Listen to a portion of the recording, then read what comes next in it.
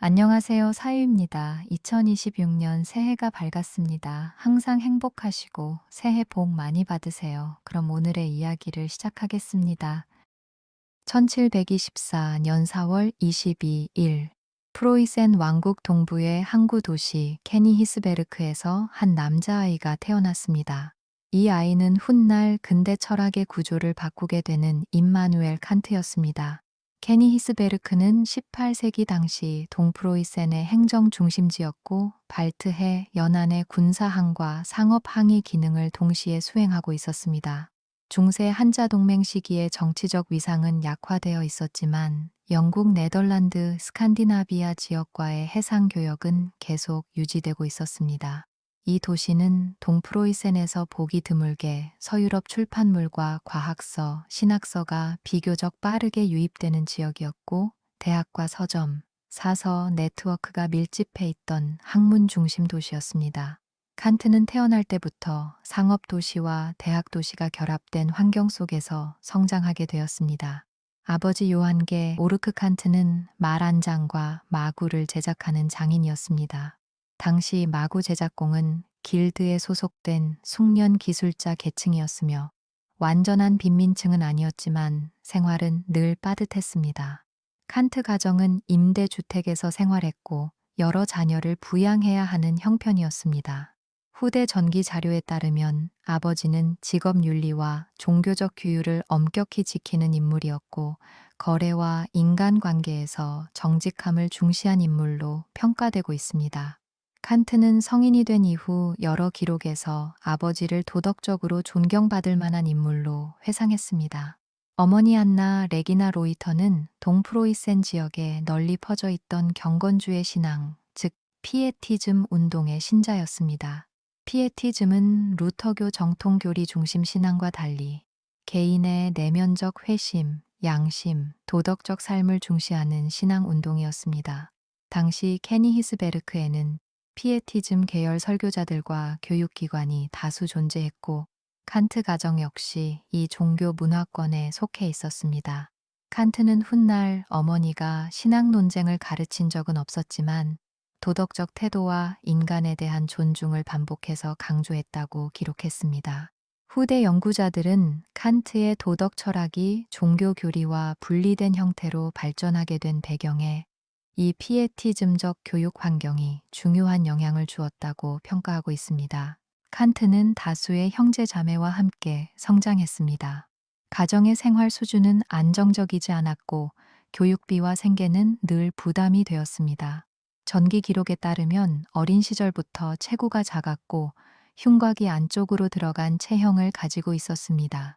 이 신체적 조건은 성인이 된 이후까지 지속되었습니다. 칸트는 평생 동안 강한 육체 활동을 거의 하지 않았고 건강 관리와 생활 리듬에 매우 민감하게 반응하는 생활 방식을 유지했습니다. 후대 전기 연구에서는 이 신체 조건이 그의 학문 생활 방식, 즉 실내 독서와 장시간 사유 중심의 삶에 직접적인 영향을 주었다고 설명하고 있습니다.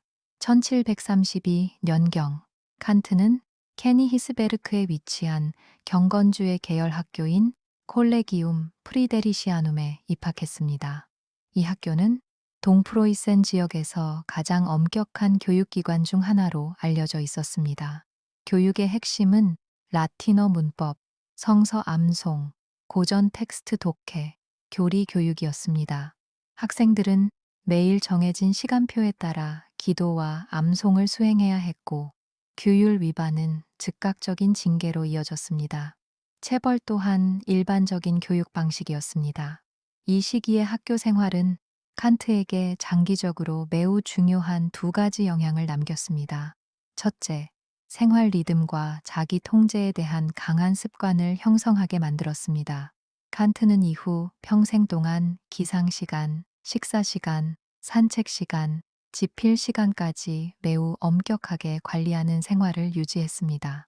이 생활 태도의 기원은 바로 이 시기의 학교 교육에 있었습니다. 둘째, 종교 권위가 사고를 억압하는 방식에 대해서는 점차 거리감을 형성하게 되었습니다. 성인이 된 이후 칸트는 종교적 명령이 아니라 이성에 근거한 도덕 판단을 강조하는 방향으로 철학을 발전시키게 됩니다. 대학에 입학하고 뉴턴을 만났습니다. 1740년 칸트는 케니 히스베르크 대학교에 입학했습니다. 당시 이 대학의 공식 명칭은 알베르티나 대학교였습니다. 이 대학은 프로이센 동부 지역에서 유일한 종합대학이었고 신학, 법학, 의학, 철학부를 갖춘 전형적인 독일 계몽기 대학이었습니다. 칸트는 철학부에 등록했습니다. 가정 형편은 여전히 어려웠기 때문에 학업은 친척의 지원과 소규모 장학금에 의존해 이어졌습니다. 당시 독일 대학 철학 교육의 주류는 라이프니츠와 볼프 철학을 중심으로 한 합리론 체계였습니다.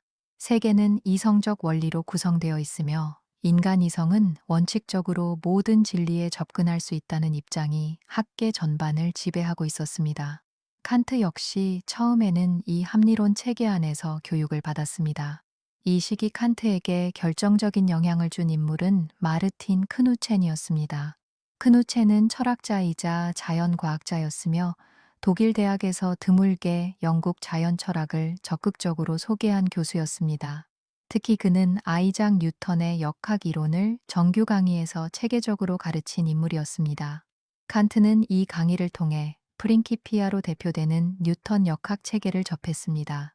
행성의 운동과 지상의 낙하 운동이 동일한 수학적 법칙으로 설명될 수 있다는 점은 칸트에게 매우 강한 인상을 남겼습니다. 이 시기 칸트는 수학, 역학, 천문학에 깊이 몰두했습니다. 그는 철학 전공자였지만 자연과학적 문제를 본격적으로 연구하기 시작했습니다. 그러나 대학 시절은 순탄하게 이어지지 않았습니다. 1744년에는 어머니가 사망했고 1746년에는 아버지도 사망했습니다. 이로 인해 칸트는 가족의 생계를 직접 책임져야 하는 상황에 놓였습니다. 그는 대학을 공식적으로 중단하고 코에니 히스베르크 인근 농촌 지역 귀족 가정에서 가정교사로 일하기 시작했습니다. 이 가정교사 생활은 약 7년 이상 지속되었습니다. 칸트는 이 시기를 공식적인 학문 경력에서는 공백기로 보내게 되었지만 사적으로는 매우 집중적인 연구 기간으로 활용했습니다. 이 시기 그는 뉴턴 역학, 라이프니츠 철학, 자연사 문헌, 천문학 저수를 집중적으로 읽었습니다. 그 결과 1755년 칸트는 자신의 첫 주요 저작 가운데 하나인 일반 자연사와 천체 이론을 발표했습니다. 이 저작에서 그는 태양계와 우주 구조가 거대한 성분 상태에서 중력에 의해 형성되었다는 가설을 제시했습니다. 이 이론은 훗날 라플라스에 의해 발전되며 성운설로 알려지게 됩니다. 중요한 점은 칸트가 이 이론을 순전히 뉴턴 역학의 수학적 구조에 근거하여 전개했다는 사실입니다. 이 저작은 칸트가 초기에는 철저히 자연과학적 세계관 속에서 생각하고 있었음을 명확히 보여줍니다. 1755년 칸트는 다시 대학으로 돌아와 박사 학위와 교수 자격을 취득했습니다. 그는 정교수가 아닌 프라이바트 도첸트로 활동을 시작했습니다. 이 직위는 대학에서 급여를 받지 않고 수강생에게 직접 수강료를 받아 생활하는 형태였습니다. 현재로 치면 시간 강사 같은 개념이지요. 칸트는 이 시기 철학뿐 아니라 수학, 물리학, 지리학, 자연사, 인류학, 교육학, 논리학까지 매우 폭넓은 강의를 담당했습니다. 강의 내용은 단순한 교과서 해설이 아니라 학생들에게 스스로 사고하도록 유도하는 방식으로 진행되었습니다. 후대 학생들의 증언에 따르면 칸트의 강의는 논리적이면서도 유머가 섞여 있었고 당시 대학에서 가장 인기 있는 강의 중 하나였습니다. 흉을 읽고 생각의 방향을 바꾸었습니다. 1760년대에 들어서면서 칸트는 코에니 히스베르크 대학에서 이미 잘 알려진 강사가 되어 있었습니다. 그러나 그의 철학적 입장은 여전히 합리론 전통에 머물러 있었습니다. 이성은 원칙적으로 존재 전체를 인식할 수 있다고 생각했습니다. 이 시기 칸트의 사유에 결정적 전환을 가져온 인물은 데이비드 휴미였습니다. 칸트는 휴메 저작을 독일어 번역을 통해 접했습니다. 휴은 인과성, 필연성, 자연 법칙에 대해 근본적인 회의를 제기했습니다. 우리가 원인과 결과의 필연적 연결을 본다고 생각하는 것은 사실 반복된 경험에서 생긴 심리적 습관에 불과하다고 주장했습니다. 이 논지는 칸트가 믿고 있던 과학적 필연성 개념을 정면으로 흔들었습니다. 칸트는 훗날 휴미 자신의 독단적 잠을 깨웠다고 직접 표현했습니다. 이 표현은 단순한 수사가 아니라 자신의 철학적 출발점이 완전히 흔들렸다는 고백이었습니다. 칸트는 합리론과 경험론 중 하나를 선택하는 방식으로는 문제를 해결할 수 없다고 판단했습니다. 그는 새로운 질문을 설정했습니다. 우리는 어떻게 보편적이고 필연적인 지식을 경험을 통해 얻게 되는가라는 문제였습니다. 1770년 칸트는 마침내 정교수로 임명되었습니다. 같은 해 그는 취임 논문을 발표했습니다. 이 논문에서 그는 감성적 인식과 지성적 인식을 구분하며 인식 구조에 대한 체계적인 분석을 시작했습니다. 그 이후 약 11년 동안 칸트는 대형 저작을 거의 발표하지 않았습니다. 그러나 이 시기는 사유가 멈춘 시기가 아니라 인식 이론 전체를 재구성하던 시기였습니다. 칸트는 지식이 대상에 맞추어지는 것이 아니라 대상이 인간 인식 구조에 맞추어 나타난다는 관점에 도달했습니다. 공간과 시간은 사물 자체에 속한 성질이 아니라 인간 인식 능력의 형식이라는 결론에 도달했습니다. 1781년 순수 이성 비판으로 출간되었습니다. 이 저작에서 칸트는 인과성, 필연성, 자연 법칙이 경험에서 만들어진 것이 아니라 인간 인식 구조에 의해 구성된다는 점을 논증했습니다. 동시에 그는 이성이 경험을 넘어 신, 영혼, 세계 전체를 인식하려 할 경우 필연적으로 오류에 빠진다고 분석했습니다. 이로써 칸트의 철학은 합리론과 경험론을 모두 넘어서는 비판 철학 체계로 전환되었습니다. 대학에 들어가며 학문적 방향이 바뀌기 시작합니다. 1788년 칸트는 도덕 철학의 핵심 저작인 실천 이성 비판을 출간합니다. 이 저작에서 그는 도덕 법칙이 외부 권위나 신의 명령이 아니라 이성 그 자체에서 나온다고 주장합니다. 인간은 스스로에게 법을 부여하는 존재이며 그 자율성이 도덕의 근거라고 설명합니다. 1790년에는 미학과 목적론을 다룬 판단력 비판을 발표합니다. 이 책을 통해 자연과 자유, 과학과 도덕 사이의 단절을 철학적으로 연결하려는 시도를 완성합니다. 이로써 칸트의 이른바 삼비판 체계가 완성됩니다. 이 시기 칸트는 이미 독일 전역에서 매우 영향력 있는 철학자로 자리 잡고 있었습니다. 그러나 동시에 종교와 이성의 관계를 다룬 저작으로 인해 프로이센 정부와 마찰을 빚게 됩니다. 특히 당시 국왕이었던 프리드리히 비렐름 2세의 통치에서 종교 검열이 강화되었고 칸트는 종교 문제에 대해 공개적으로 강의하거나 출판하지 말라는 경고를 받게 됩니다. 칸트는 국가 권력과의 직접적인 충돌을 피하기 위해 해당 요구를 공식적으로 수용합니다. 다만 그는 학문적 양심에 반하는 철회나 수정은 하지 않았습니다. 말년과 죽음, 그리고 남겨진 영향입니다. 1790년대 후반부터 칸트의 건강은 급격히 악화됩니다. 기억력 저하와 집중력 약화가 나타났고 강의 역시 점차 줄어들게 됩니다.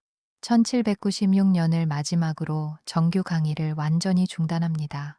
이후에는 집필 중이던 원고들을 정리하며 지극히 제한적인 사회 활동만 유지합니다. 1804년 2월 12일 칸트는 평생을 보냈던 도시에서 사망합니다. 향년 79세였습니다. 그는 평생 결혼하지 않았으며 생활 방식은 철저히 규칙적이었습니다. 매일 같은 시간에 산책을 나서는 습관은 이미 동네 사람들 사이에서 유명할 정도였습니다. 칸트가 남긴 가장 중요한 유산은 특정 이론이나 학파가 아니라 철학이 다루는 질문의 구조 자체를 바꿔놓았다는 점입니다. 그 이전의 철학이 세계가 어떻게 존재하는가를 직접 설명하려 했다면 칸트 이후의 철학은 인간이 세계를 어떻게 인식할 수 있는가를 먼저 묻게 됩니다. 이 전환은 이후 독일 관념론, 현상학, 현대 인식론 전반에 지속적인 영향을 남기게 됩니다. 여기까지가 임마누엘 칸트의 생애를 다뤘습니다. 자모는 사유를 보고 계신 여러분께 임마누엘 칸트의 철학으로 딱 한 가지 조언을 드린다면 이 말로 정리할 수 있겠네요. 여러분이 어떤 선택을 할 때 그 선택이 나에게 이익이 되는가가 아니라 모든 사람이 나와 같은 방식으로 행동해도 괜찮은가를 먼저 스스로에게 묻는 습관을 가지시기 바랍니다.